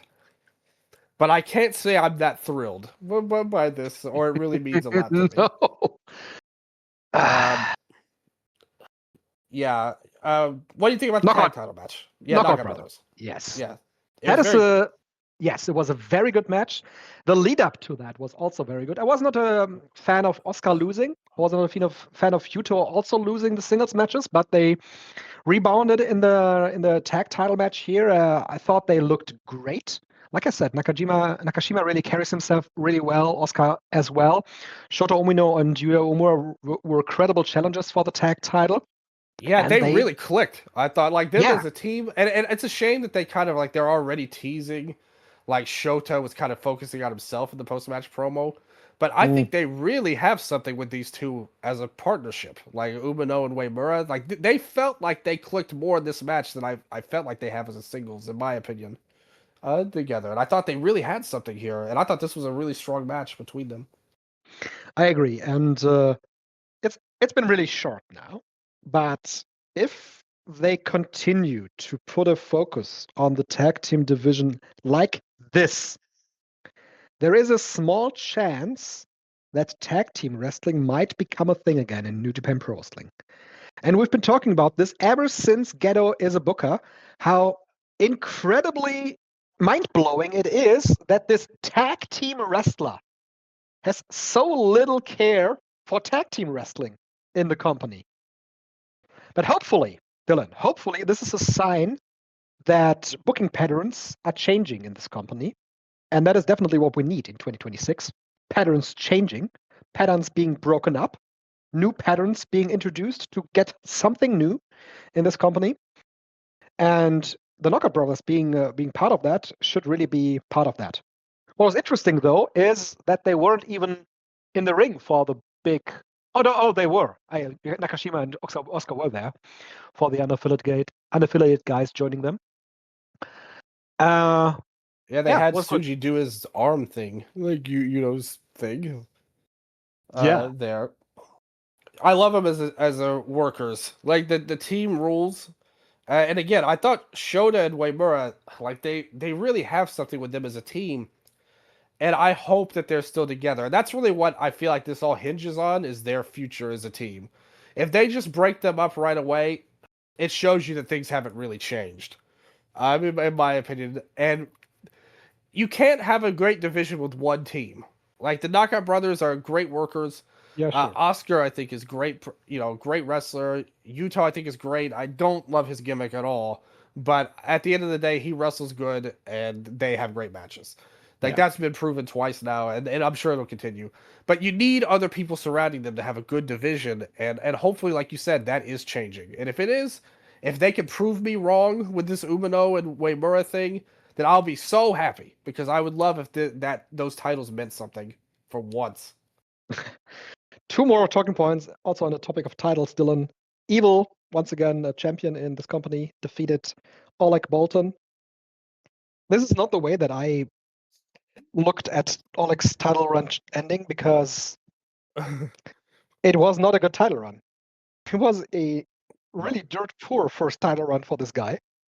The Nagata match, yeah, it was good, but everything else in this title run was disastrous matches. And Oleg is the one guy that they should not put in these situations because he should just be a wrestler. That's his MO. That's what he thrives at. That's what the crowd loves him for. But they can't help themselves. They always have to put these guys in these situations. And at least you can say that Evil, when you compare it to the two main matches, Evil was much more over than anyone in these two main matches.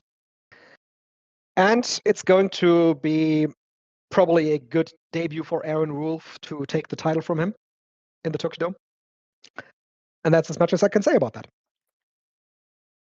Yeah, that's been a controversy. Evil versus Aaron Wolf, the first full match announced for Tokyo Dome. And the thing is, Evil's one thing. I really hope they don't think winning the Never title is some great sign of this big push. For a guy in his first match, it is with their history. Mm. But I'm really afraid Evil's gonna win that match, man. Like when they really put a title on a guy in his first ever match, there, and even if it's just a mid card title. Yeah, like I said, I think I'm cautiously hopeful for patterns changing, and that would be one pattern I would change. He's the guy to do it with because basically all of their hopes and dreams are gonna rely on his shoulders, pretty much. They really, really need this guy to hit more than anyone else. That's right. So, and it shows you. They're giving him a title shot first match in. That's something they never do right away. That's something they never do. So hopefully it all works out and he looks great. And he'll get a lot of babyface heat. If it's not a great match by my standards, that's less important than him looking strong and getting over with the fans. So they're probably going to protect him. They want to go out of their way to make sure things go right. But also, I kind of thought this about the Tanahashi thing this past year. That match ended up working. The Tanahashi match at the Dome this past year. But also, I don't think it's right to blame fans who aren't happy with this either. Obviously, an ideal for Aaron Wolf would be for him to have a banger type of match with someone. That you would have a truly great sports-like match from the gold medalist, which this will never be with Evil. This will be shenanigans, up and down. So I don't think you should blame people for not liking that overall. But I do think it will probably work for what they intended to, as long as he wins in the end. I think it will. As long as he wins. If Evil goes over, then that's a problem. That to me. There is no way that they can debut the guy losing to Evil. That doesn't make zero sense. And if they do, their patterns are not broken. If they do, they're just the same company that can't help themselves. I suppose we'll see. But I do think it'll work. The main thing is that he wins ultimately. Yeah. So who's Tanahashi gonna face? No clue. Like I said, and that's another thing we got no hint of. It really feels like it. Yeah. Like I said before, I'm expecting this to come out on November 2 for his hometown show. That's going to be the day that we finally know. It feels like it has to be either Okada or Nakamura coming in. Maybe Naito. Naito could work. Now, I feel like that would be a little disappointing because their history isn't as strongly intertwined.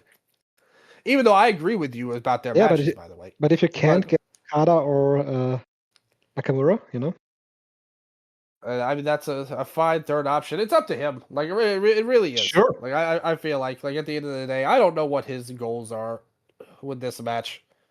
Tatsumi Fujinami. Maybe Muto. Maybe.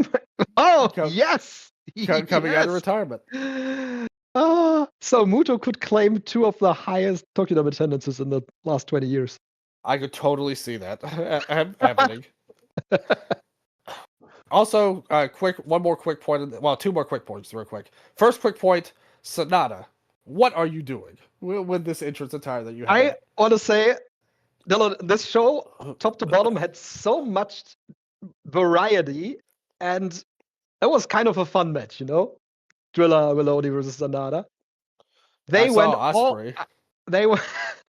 all out to do as ridiculous of a no DQ match as they could. Yeah, I actually thought the last three matches were good. Like you said, a lot of variety on the show. Sonata's entrance aside, that was a ridiculous match. And also the opening match with Shuri and Sari was really good. Fantastic match, man. I love that. It was a really strong match. They gave him a decent amount of time. I don't think it touched on what they did earlier in the year. But the thing they do have is that this was in front of 5,000 people, which the other ones were not. I wish that it wasn't in the opener, but the fact that it's even on the show shows that New Japan's getting taken kicking and screaming. Another thing that was announced that Kamitani will wrestle at the Dome show on January 4th. They're getting dragged kicking and screaming, but with the star power of people like Kamitani and Sari, they're able to do stuff like, they're getting dragged into it. But I do think this should have been a main match on the card, not the opener. I agree. At the end of the day. So hopefully they can get there next year with Kamitani and maybe integrate this title more. And a very strong match. Well worth watching. My third favorite of the night besides the tag match and the main event. I agree. Yes. Mm-hmm. Yeah. So let's briefly touch on this ridiculous Super Junior Tag League, Dylan. Oh, I can't. Oh, man. I'm so happy that you brought this up before we got out of here. I mean, let's go through these teams here. Ryosuke Taguchi and Dragon Dia. Yo and Master Wato. Hiromu Takahashi and Gedo. Clark Connors and Daiki Nagai. Templario and Jacob Austin Young. Doki and Sho. El Desperado and Kukai. Tiger Mask and Yamato from Dragon Gate. Kushida and Yuki Yoshioka from Dragon Gate. Robbie Eagles and Kosei Fujita. Taiji Yoshimori and Robbie X.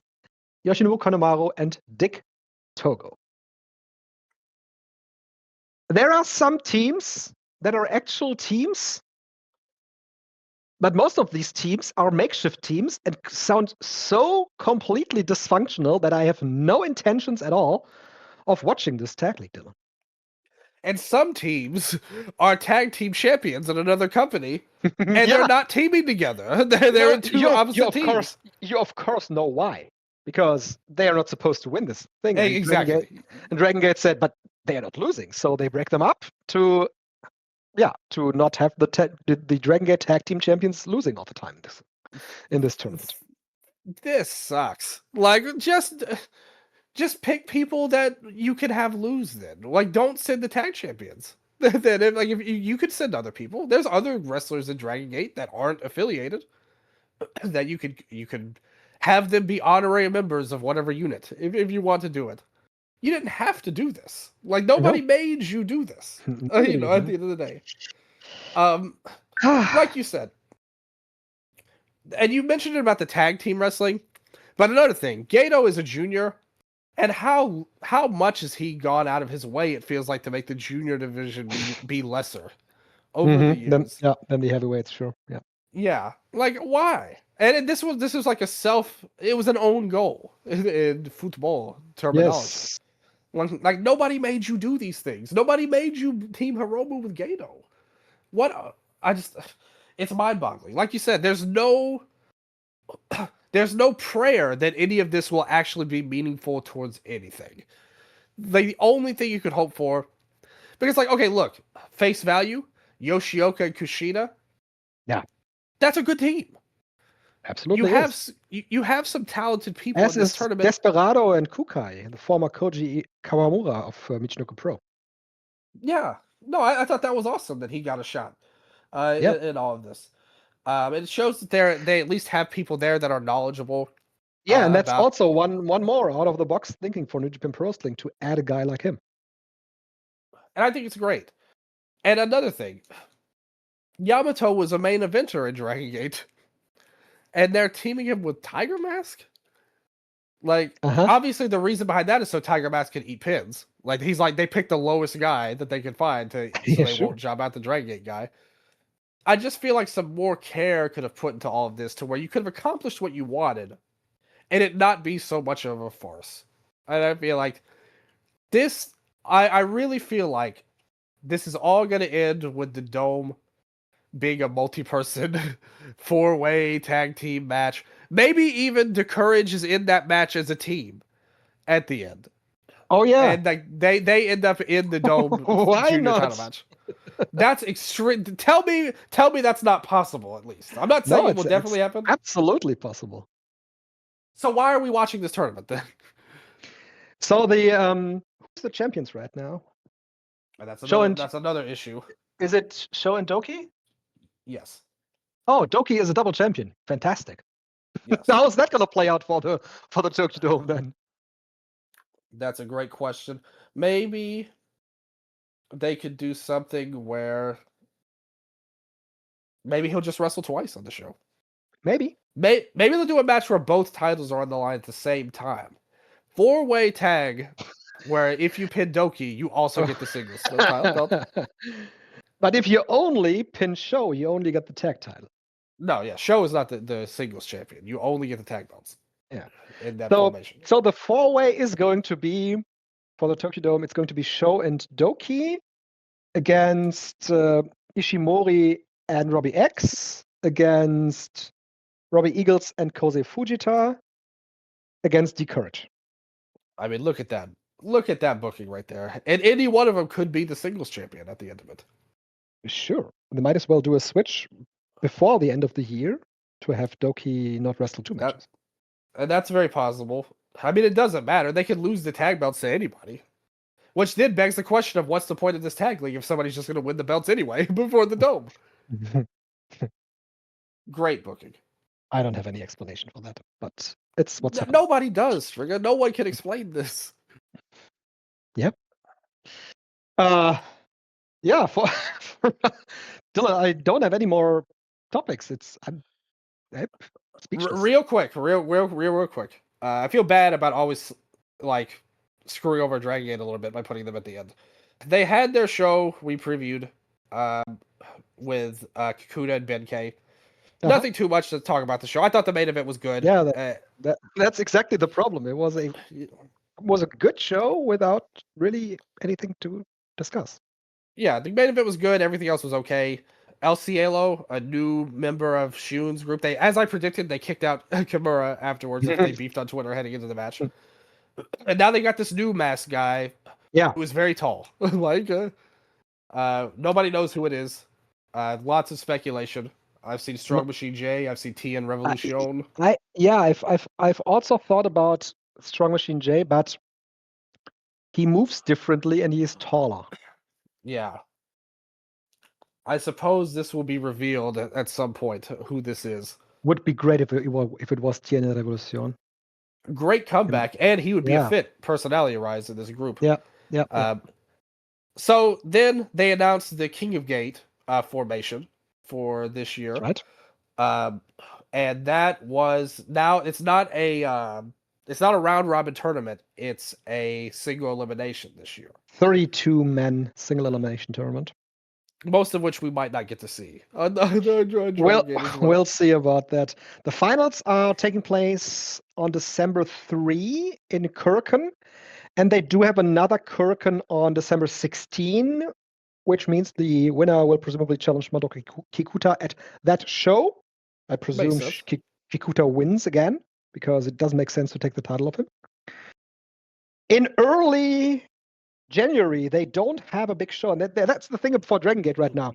All of the venues that they usually run at the end of the year, aren't available for them right now. So they're going to do an Osaka double shot in October, where they would usually do Gate of Destiny as one big show, but they're doing 2. They are not doing Final Gate at the end of the year. They're doing that's really weird. 2 Kurkens, and they are doing a double shot in Kobe for the end of the year. But in February, they are running the Fukuoka Kokusai Center. That's a big venue. Yeah. Yeah, so like things are a little weird with the schedule, but it all kind of comes back around by the end. Like they get everything straight by the end. It's just different than usual and kind of weird at the end of the day. But you look at the formation for the Kingdom Gate. You've got Kikuta and Yoshioka in the first round, which is like an interesting thing there. You've got Takashi and UT, Minoru and Mochizuki, Doi and Skywalker, Monte and Ishin, Fuda versus a mystery foreign wrestler, Jackie Kame versus Kagatora, could be a banger. Ben K versus Susumu, that could definitely be a banger. Strong Machine Jace facing the winner of the Battle Royal, which would be hilarious if it was Cielo. That would quickly... and it's also possible that whoever's under that mask is not who was under it now. We always have to say that. We just did the same angle earlier in the year. That's always a possibility with the Dragon Gate. Yeah. So you've got Kato and Junior, Jason Lee and KZ, Dragon Kid versus another foreign talent. They haven't announced. Yamato and Hyo, Homare and Ryoya Tanaka, who we've been big fans of his title reign so far. So biggest shout outs to Ryoya. BB Hulk and Kai, former tag team champions going at it, Twin Gate champions going at it here. And Daya versus Rita, which could be a banger. So if you look at all the potential guys, it really comes down to that Yoshioka and Kikuta match. Why are they doing this in the first round? You have to wonder. If you're like me, you ask yourself this, because that's a match that I think everybody wants to see. It's one of their main storyline built-up matches. Yeah. But it also feels like a waste to have Yoshioka just beat him, like, right now, too. Would be a waste. But I think... But Kikuta winning would also not make sense. Yeah, it wouldn't... but are we in agreement that this Kikuta run ends with Yoshioka winning the title? It makes the most sense to me. Yeah. Like I said, that's why this is so weird. Because if Yoshioka wins the tournament and challenges right away, that ends the title reign. So that doesn't make any sense to do it that fast. Mm-hmm. So I feel like Kikuta might win. Exactly, yeah. I was going to say that, yeah. I think that you look at the possible winners, I think you have somebody like, I think Shun is a threat. Mm-hmm. Always. To go in there. But it wouldn't make sense for him to have him win, because Kikuta beat him for the title a couple months ago. You can always go with somebody like a Daya if you want to push him strong. They had the great match with Daya and Yamato last year. Try to get him. And that kind of could lead into a great storyline. Beating Daya could lead into Yoshioka sticking up for his friend later as well. A good build-up type of match. What about Luis Mante? That would make perfect sense. Exactly. Last time we talked about how good of a fit him, Aero Panta, and Fight Panta would be with D-Courage. And Kikuta defeating Luis Mante for the Dreamgate title could set up Yoshioka challenging. It feels like it's about time for Mante to get back into the thick of things. He's been unaffiliated since Big Hug ended. And I think they're ready to kind of move him on to something more substantial on there. I also think Jay is a possibility as well. He's another guy. I mean, like, yep. If they had a big show in Yokohama, I would agree. Yeah, they tried that with Shun and Jay, and it didn't really work this past year in January. But I think if Jay faced Kikuta, that could be a good match. I mean, who knows? It could be this new guy, like Cielo. Like, if they wanted to give him a hyper push, or we don't know who the foreigners are. If there's a big name among those two, maybe there are somebody they see a lot in, even if it's not a big name. Maybe you could go with one of those guys. But I like your idea for Mante, because I feel like he's been on the outside looking in too long. At the end of the day, so I think if I had to make a prediction, I think it would be him. I'd like to see Tanaka have a good run. That Tanaka and Homare match. Hey, maybe Homare, like, he could be a guy that if they want to, and wouldn't that be a good story for him too? He won the Rey de Parejas, and now winning the King of Gate, he could be like a tournament specialist type of guy, which is a tried and true gimmick in wrestling. Starting back with Shono, Tenzan had it. Goto had it at one point, winning the New Japan Cup all those times. Maybe Homare could be like the tournament guy, like the ace of the tournaments. And remember, at the Dragon Gate Summer Festival on August 11, he has a singles win over Kikuta. Beat him with the Momo ledge back then. Oh yeah, that was cool. But wouldn't that be a good title match for him? Like an easy win for Kikuta, but one that's meaningful anyway for the challenger. And it would totally elevate Homare. And he's so great. We always want to elevate Homare. We can never elevate him high enough. So we want that. We want great matches. We want good gimmicks and new fresh faces. Homare is a good pick too. Maybe that could be the final. Homare versus Monte. Yep, that sounds great. Yeah. Okay. Glad we fit that in. Yes. All right. Yes. So hopefully all of you enjoyed listening to this podcast. Dylan, you know that I always love getting back in the mix with you. So it was a great about 2 hours here on this show. Love that we got so much in with Go, with All Japan, with NOAH, with New Japan, and Dragon Gate, of course, in the end. It's a fun reminiscing of the things that happened 10, 20 years ago. VHS tapes even. VHS, baby. Yeah, going all the way back to then. But yeah, it's been a great ride. And I feel like, I always say this, I always feel like we've only scratched the surface of what the Eastern Lariat could be in the grand scheme. Maybe I have that challenger mentality, so to speak, always fighting out of the blue corner, so to speak. But thank you to all the people who have joined us over the years. Hopefully you had a lot of fun with the show as much as we've had as well. So as always, like, these are the highlights of whatever week I'm on, whenever we do the show, to see all the people listening to it and people messaging me about the show, sometimes saying good things, sometimes people saying I'm crazy on there. Like, that's okay too. We all can disagree. That's totally fair. For sure. So, sometimes I've been right, sometimes I've been wrong. 10 years, you can get a lot wrong on these shows. Sure. We're often more wrong than right, but I always say that I love being wrong because it usually means that things turn out much differently and usually better than we'd imagined. Being wrong is not the end of the journey. The Bushido Code states that winning and losing is meaningless. And in a lot of ways, being wrong is only, at its heart, an opportunity to learn. And I think there's been a lot of that for this show, too, because we cover stuff that a lot of people don't talk about. Like, we're kind of the only resource for some of these shows, in a grander scale, at the very least. Maybe not this show, because we talked about stuff that that is pretty popular up and down, relatively speaking. But I've loved that. We've covered so many different promotions over the years. And so many different interesting stories and topics and people leaving companies and great matches and strange booking decisions. But it's been a great ride, and I can't wait to keep doing it with you. And I can't wait to bounce back. Obviously, you've got some trips to make, some things to do in your future. Yes. But we will come back, and it should. Hopefully, there isn't anything too crazy to happen. But I've got my eyes on that Go stuff. See what happens. Can Kotoge finally become a world champion like I wanted in 2018 when he was super over? We will find out. We will. Absolutely. We will be back with the next episode in a couple of weeks down the line. So for now, thank you all for listening and goodbye. Sayonara.